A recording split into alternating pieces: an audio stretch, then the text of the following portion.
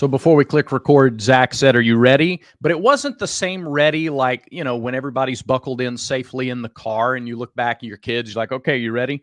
And they say yes or no. It was like you're standing on a cliff and you're ready to go dive off a rock into a lake. Like it's a little more exhilaration to the "you ready." So I'm ready, and I hope everybody else is too. This is a brand new Village Vice. Yes, I've got 2 important questions to ask you. It sounds like you've got some important questions to ask me too. So Yeah. what a Tuesday it's going to be. Brad Law, is Auburn's defensive line good enough to compete and win 9 games this season? It's a great question. I think it is. Okay. I think it is. And I think that's based on Hugh Freeze talking about the depth of the interior of the defensive line. We talked about his comments about the running game yesterday and how he doesn't filter anything. There's no coach speak. If he says it, Sure. you ought to pay attention. Right. And he said, is the talent where you need it to be? I don't know. He didn't say no. He said, I don't know. He said, but he thinks there's 6 guys who will play reliable snaps, dependable snaps on the interior of that defensive line. And if you have 6, you have a shot. It's not guaranteed, but you have a shot. Yeah, and then obviously him bringing Keldric Faulk to SEC Media Days is intriguing, which it was the night before they were doing the Dallas ambush event, and somebody asked them about, hey, Keldric Faulk, you bringing him? It kind of surprised some folks. And as soon as he said Keldric, Hugh Freeze lit up. Mm-hmm. He smiled as big as can be. It's probably the biggest smile I've ever seen him have. Yeah. Which tells something, right? To me, it's almost more about what you didn't say than what you actually said. And of course, he proceeded to talk him up and say all the things that a head coach should say about a player that's representing the school at their media days. But to me, it's what he didn't say. And that was that big old smile and that excitement of, wow, this guy, I'm excited. I'm excited to see what he can do. It looked genuine. And so to me, it has to be Keldric. It has to be Keldric if this defensive line is going to help Auburn achieve what it's capable of achieving, or maybe even overachieving this season. I talked to somebody within the program about a month ago, mm-hmm. and I said, hey, what's the mindset of this defensive line this year compared to a year ago? They're like, dude, really? It's similar, because we were concerned about the defensive line a year ago, but then Marcus Harris did what he did, and we didn't really see that coming, because he didn't do that in practice. He just does it in games. And so they didn't really see the whole Marcus thing coming. Yeah. Can Keldric do that? Can Philip Bleedy do that? Can Trill Carter do that? Because anytime I ask about defensive lineman, Trill Carter's the guy that people say, so who's going to be the Marcus Harris of this year? Because if they don't have one, Brad, I don't know if it is good enough. Yeah. And I'll go a step further in the Keldric Faulk praise. I watched an interview. Jason Caldwell did a one-on-one very recently with Vontrell King-Williams, Auburn's defensive line coach, new defensive line coach. Charismatic, energetic. If you haven't watched it, it's on YouTube. Just go find it. It's a really solid interview. You understand why this guy is successful in living rooms and developing guys. Right. And he said Keldric he kind of alluded to the fact that Keldric has sort of picked up on what Marcus was doing, both on the field and from a leadership perspective. Yeah. And I took away from that interview that, Keldric is not only going to be more explosive on the field, but impactful in leading that group. And I know we still have to see it, and we're 39 days away from finding out.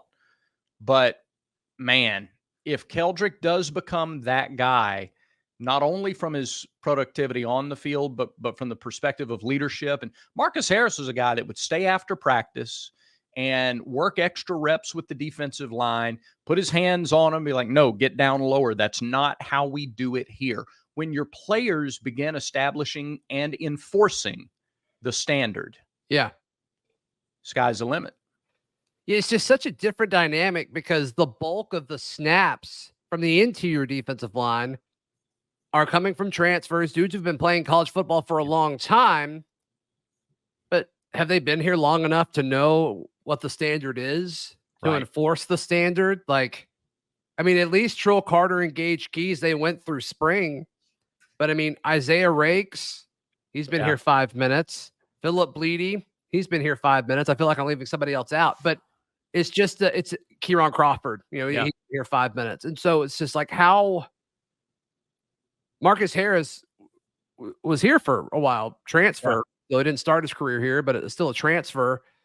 It's a different dynamic that I think we're overlooking, Brad. And of those guys, I'll give you that, and that's valid. Of those guys, like how many got to watch Marcus last year? Like Keldric, Zykevis Walker, Jalen McLeod. Who am I leaving? Am I leaving out anybody, or are those all the guys left that would have? Jamison Travis was here. That's right. Bobby Jamison Travis. That's right. And he wasn't here in the spring last year, so he really, but he did see it in the fall and throughout the season. Darren Reed. There you go. Okay. Redshirted. Yeah. So a couple of others. That's about it. Yeah. So you have as many guys who didn't witness that leadership as those who did, which makes it all the more incumbent on those who did to carry it on and continue it. But, not to be dark, but you think about pallbearers carrying a casket at a funeral. You got 6. One person isn't bearing all the weight by himself. And that's why you have to have depth and a rotation to compete in the SEC. Georgia's got a bunch of 6'7", 330-pound monsters on the offensive line. Oklahoma's got a bunch of new guys. We'll wait and see what their line looks like. But Missouri has a good offensive line. Yeah. Auburn misses a few of the top half SEC offensive lines this year, but every time out, it's a knockdown drag out. So you got to have bodies. And I think Auburn they've got the bodies. We'll see how productive they can be. Yeah, that is an interesting observation because like Arkansas's offensive line wasn't good a year ago. In fact, Pittman, I think he used the word embarrassed by how his offensive line played a year ago. I'm not expecting it to be that much different this year. Oklahoma, we've talked about it a ton. They're replacing, they're literally their entire offensive line. I don't know a whole lot about Missouri's. And so you just gave them praise. So I believe you. I trust you. But then like Texas A&M, there's a lot of, I think there's kind of some moving parts there as well. So, these matchups, it could be favorable for Auburn, but particularly A&M, like that's at the end of the year. Like we just have no idea. Like, we have no idea what those teams are going to look like at that point. But they still got to play Georgia. They still got to play Bama. Yeah. I think Kentucky's gettable, but it's just that, it's still the SEC, Who you play matters. There's no question that who you play matters when you start trying to project a team's success or lack of in a season. And I don't pretend to have compiled all of the offensive line rankings, which are all subjective, and none of them are, none are an exact indicator. Especially O-line, for sure. Right. Yeah. But 247, a month or so back, put together their opinion on who had the best offensive lines in the SEC. They had LSU at 1. Auburn doesn't play LSU. They had Texas at 2. Auburn doesn't play Texas. They had Georgia 3, Alabama 4. They have Tennessee 5, Ole Miss 6. Auburn doesn't play 5 and 6.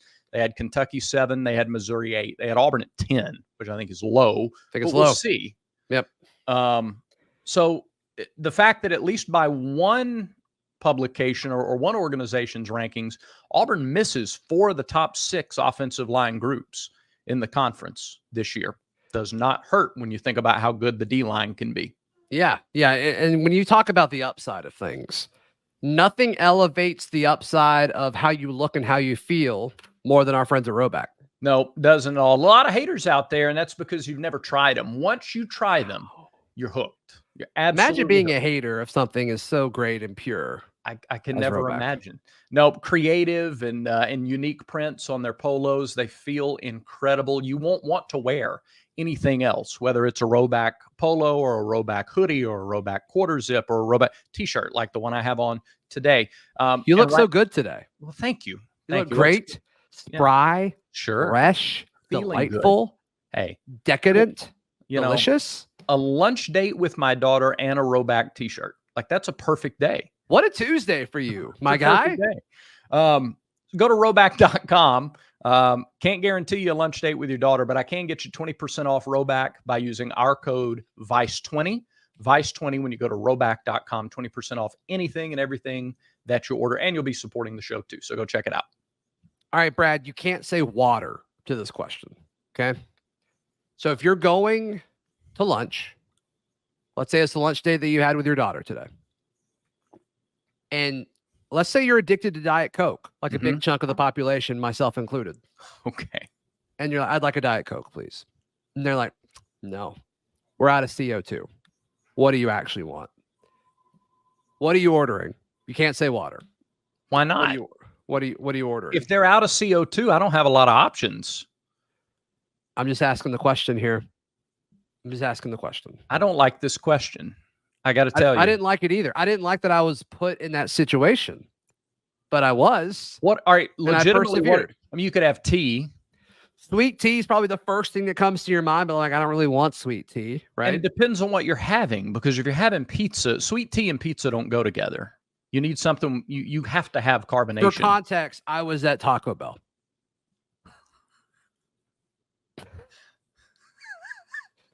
And I got some strawberry lemonade. All right, that's not bad. It's not bad. I don't love it. Would have rather had the diet, but that's fine. Whatever. Yeah. Okay. So the Baja Blast is like, that's a carbonated thing, though. Yeah, you need CO2. Yeah. I guess, I guess a lemonade would work, I suppose. Okay. Ooh. What if you throw them for a loop and ask for milk? I'll tell you what I'd like with my Taco Bell. Have you seen the video of the guy on the airplane? It's like the flight attendant's coming down and it's his roast turn. It went viral. She's like, what would you like, sir? I'd like 2 cups of milk, please. Like, we don't have that. Oh, Diet Coke then. I'd like 2 glasses of milk, please. Oh, that's phenomenal. You got any eggnog on board? Hey, y'all got any eggnog kicking around back there? Yeah. Yeah. How about this? Ask them for a chocolate milkshake. Throw them for a loop. That'd be awesome. You don't need CO2 for that. Taco Bell and a chocolate milkshake. Hey, you're either having a really good day or a really bad day. No in between. No in between in that scenario. All right. So, all right. Yeah. Go ahead. Before we get back on track, let me ask you an Auburn football related question. But it's not about the well, it could be. I don't know. Let me just pose it. We're 39 days away from kickoff. Who's the best 39 to ever play at Auburn? Oh, my goodness. Everybody in the comments, don't look it up. Just quick, top of your head, 39. Who is it? The only 39 I can think of didn't play for Auburn. Well, then that would not be the answer to this question now, would it? I can't think of a 39 who played for Auburn. Is there an obvious one I'm missing? Depends on how far back you go. I mean, those who are 70 plus watching us probably get it right away. Who is it? I mean, Danny Woodhead is who I'm thinking of. Maybe I'm overlooking someone, but Billy Atkins. Sure. Yeah. But sure, you see. Sure. Yeah. Yeah, why not? This turns into a little history lesson. Billy Atkins was the MVP on the 1957 national championship team. That year, he scored 11 touchdowns and 83 total points, which led the SEC in scoring. He was 3rd in the country. He was drafted by San Francisco, also played for Buffalo, and went on to become the head coach at Troy State and was the NAIA Coach of the Year at Troy State in the late 60s. Got it. There you go. Billy Atkins, wore number 39. Do you know the current 39? Because I had to look it up. Is it Griffin Speaks? It is Griffin Speaks. It is Griffin Speaks. There you go. I might have looked it up before the show. Dylan Brooks was 39 before him. Yeah. Where'd he go? Kansas? No. I think he transferred to Kansas. Couldn't tell you, man. I was so high on him. I know I was too. When these guys leave, when they've got the Auburn sign in the rearview mirror, I have no clue where they go. No, I get it. I was super high on him until I watched him stand next to a few of the other guys, and it's like, this guy doesn't weigh enough. Like, he's just going to get pushed around. Chris Bobo was the 39 before that on the 2019 team. Not going to lie, I don't remember who that is. Is Mike Bobo, is he related to Mike? I don't know. Okay. I don't know. Robert Muschamp. He is related to Will. Sure. I know that. In 2017. Who was 39 on the 2010 team? Couldn't tell you. Oh, wait. If you get this, I'll be blown away. Okay. There's no way you get this. No, never mind then. Ralph Spry. Really? Yeah. The son of the former track coach. How about that? How about I did that? not know that. National champion What winning about number 39. 2004? Is that available? It is. Okay. 20 years ago, should have been national champs. Andrew Letts. Okay, he played. More like Andrew, let's talk about all the number 39s. Am I right? You're so right. You're always right. Hey, want to tell you about our friends at mybookie.ag. It's the best place to wager on anything that you need from the comfort of your own home. They've got a great sports book as well as a live interactive casino, whether you're playing from your phone or from your laptop or your desktop, it doesn't matter. Just the only thing that matters is when you go to mybookie.ag, use promo code next round. They'll give you some VIP perks to play with, as well as some extra money to wager with. mybookie.ag. Where are we headed next, Brad? Sean Davidson wore number 39 on the 1993 undefeated team. Okay. So great. I don't know much about him though. The further back you go, it's like you in movies. Like, the further back you go, there's less likelihood you watched it. The Joker Part 2 trailer, or I guess the latest one came out today. Mm-hmm. Did you see the first one with Joaquin Phoenix? No. Zach, that movie didn't come out in the 80s. It came out 5 years ago. I didn't see that one based off of Principle. Okay. It looked good. It felt like it was romanticizing evil, and I just wanted to stay away from it. That's why. It's actually a really legitimate, great answer. I don't know how deep you want to go about it, but that's why I didn't go see it. No, I got to tell you, I can't throw any barbs back at that whatsoever. Okay. You weren't expecting that real of an answer, were you? Folks, if you'd like to join me in repenting now, we'll do that. No, and then I don't think it's wrong that people went to go see it. It sounds like Joaquin did a great job with it. I didn't want to go see it. So that was all. I can't really follow up either with other Joker conversations either. I can't be like Jack Nicholson versus Heath Ledger versus Joaquin Phoenix versus. Wow. I just accidentally killed this show. My bad. Did you have a point with that, or were we just going to talk about it? We were just going to talk about it. I was just going to see who people thought, how they would because when Heath Ledger's Joker hit the screen, like my brain sent the signal, it'll never get better than this for this character. Sure. And I stay that way, but like Joaquin it's so different. And it is darker and like even more realistic. And I don't know. I separate that from my brain goes, this is a performance. It's completely a performance. I get it. Totally. So I don't know. I still think it's Heath Ledger, but he was good. I mean, Heath Ledger was great. No question about it. That's kind of the only Joker I think I've seen in movies. Yeah. But yeah, he was great for sure. Okay. I remember seeing that. I was in high school when that came out, or maybe middle school. Wow. And wow's right. What year was that? What year did the second one was the best one? What was the second one? The second one was Dark Knight, right? That's correct. Yeah. Yeah. What year was it? 2008. Yeah, I was in 9th grade, I think. Yeah. Yeah. But I remember being blown away by that. I was like, wow, that was awesome. I have only seen a couple of movies more than once in the theater in my life. More than once. Like I've gone back and seen them again in the theater. Is there any movie that you've seen more than once in the theater? 2. Okay. I've seen 2. I saw Inception 4 days in a row in the theater. And I saw Lord of the Rings, Return of the King probably like 6 or 7 times in the theater every time. Mm-hmm. Okay. Yep. Could you understand Inception by the time you'd seen it 3 or 4 times in a row? Yeah, but I mean, still, I've probably seen that movie 30 times and I still pick up on something new every time I watch it. It's so well done. That's good. I like that. Yep. Why watch a movie from the 70s when you can just watch Inception again? That's fair. There ain't nothing. Listen, we can comment all day long on movies that you should watch from the 80s or 90s, and you will not do it. You just ain't doing it.